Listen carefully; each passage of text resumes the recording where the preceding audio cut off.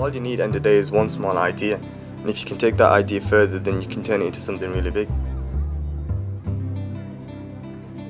I didn't go into business immediately after leaving school. I did 10 years working for another company, from starting an apprenticeship, finished off as an assistant to a chief engineer at a firm employing about 500 people.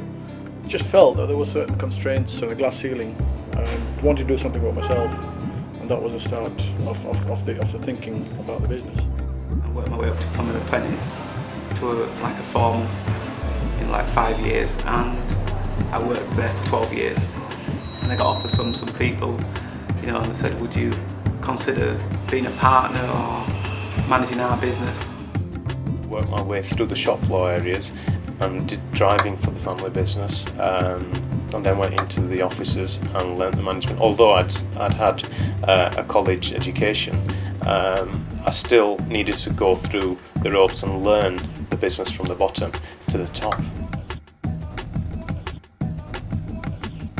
Oh, absolutely. I've been told that if you were ethnic, you had family, and you are a woman, your chances are very slim in being successful.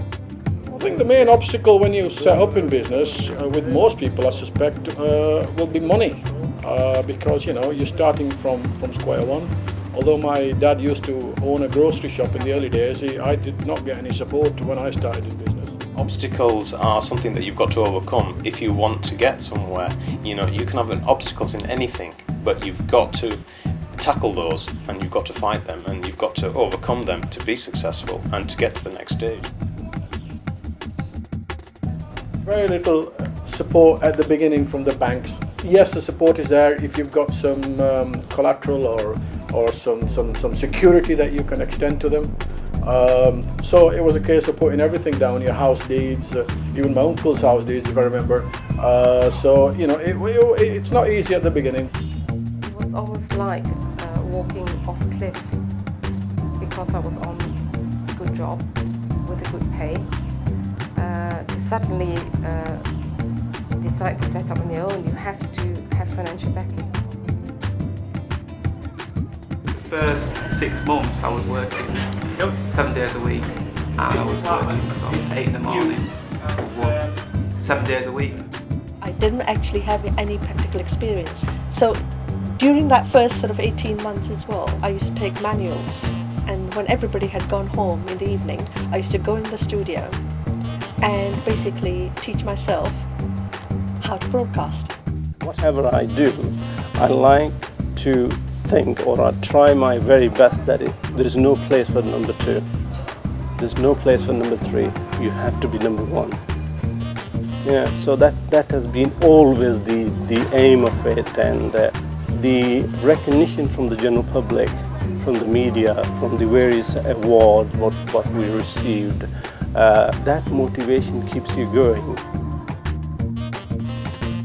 It'll be my elder brother that I think he's put a lot of effort for the family, and the second, you know, father is a very, very hard-working person.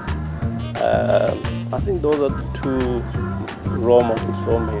It was never really just about role models. I think if you take generally that, if you take my family generally, they were my role models really, because they were succeeding, they were doing things, and then as I'm growing up, I started looking at the big organisations and what they were doing, and I wanted to be like them. If I can do it, there are thousands of young kids out there who are much, much better equipped than what I was or what my elder brother was. I think they can do it. It's just a matter of putting their thoughts together and focus. That is all. Decide on the reasons why your basically business is better than everybody else, because there's no point in going in as a copycat to somebody else and not having your own strengths. If they really feel that they have got what it takes to be a business person, and are willing to work hard and have faith in themselves and self-belief, then go for it. Don't let other people discourage you. Don't listen to what other people say. You must know yourself.